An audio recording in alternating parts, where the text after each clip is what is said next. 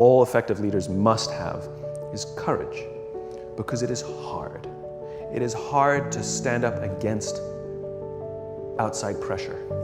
It is hard to stand up to an external constituency who's pushing you to do something for their short-term gain, to do the right thing for your people. It is hard. It is thankless. It is lonely. Sometimes you get fired, sometimes you get in trouble, sometimes you'll lose your job and the next guy will get all the credit. It's all true. And the courage to do the right thing in the face of overwhelming pressure, only the best leaders have that courage. Only the best leaders. And here's the folly. Courage is not some deep internal fortitude. You don't dig down deep and find the courage, right? It just doesn't exist. Courage is external. Our courage comes from the support we feel from others.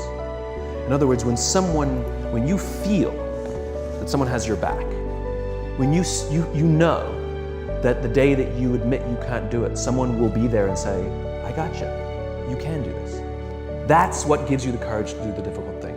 It's not going off to an ashram by yourself somewhere for 4 weeks and coming back and finding the courage. It's not what happens. It's the relationships that we foster. It's the people around us who love us and care about us and believe in us. And when we have those relationships, we will find the courage to do the right thing. And when you act with courage, that in turn will inspire those in your organization to also act with courage. In other words, it's still an external thing. That's what inspiration is, right? I'm inspired to follow your example. But those relationships that we foster over the course of a lifetime will not only make us into the leaders we need to be and hope we can be, but they'll often save your life.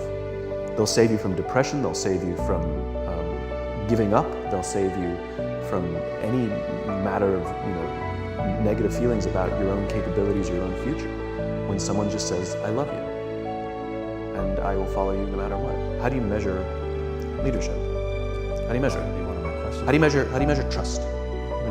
They lack good metrics. It's very easy to measure revenues and profits and market share. So let's focus on those things, because I can like pull a lever here and see what happens over there.